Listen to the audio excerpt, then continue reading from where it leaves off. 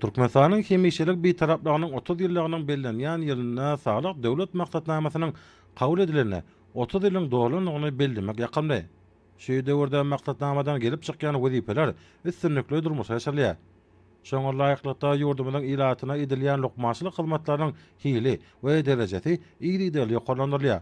Mälim şäherli şu ýylyň aprel aýynda Türkmenistanyň Saglyk goraş we derman senaty ministriniň guramagyna Sanly Omarkaly Germany Federasiýa Respublikasynyň ady we klinikalarynyň professorluk manlarynyň halkara okuw ilmi merkezi, halkara saglyk merkezleri müdiriýeti, Murat Garryfadan näki Türkmenistanyň Döwlet Lukmaçylyk Uniwersiteti, Enäniň we Çağanyň Saglyk goraş ilmi klinik merkezi, halkara fiziologiýa ilmi klinik merkezi, arkadaş şäheriniň we welaýat saglyk goraş müdirilikleri bilen gün araşyr kaly maslahat geçerli.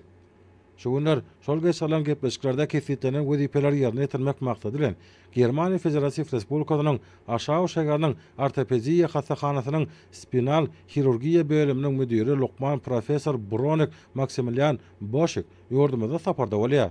Ol türkmen kardeşleri bilen täze hirurgiýa bejergisini lukmaçylyk amalyna netijeli ornaşdyrmak boýunça gurulan maslahatlar atnaşýar. Çağlarda we ol adamlarda oňurga sütünniň şikayetlerine, gyşalmalarına we beýleki kesellerine ýokary derejeli ýürütilişdirilen döwrewap anyklaş amallary we operasiw bejergileri ýerine ýetirmek beýikbetli taraplarına başlanan çağlar ýurdumynyň lukmanlarynyň burada baý tejribe toplamaklaryna giň ýol açýar.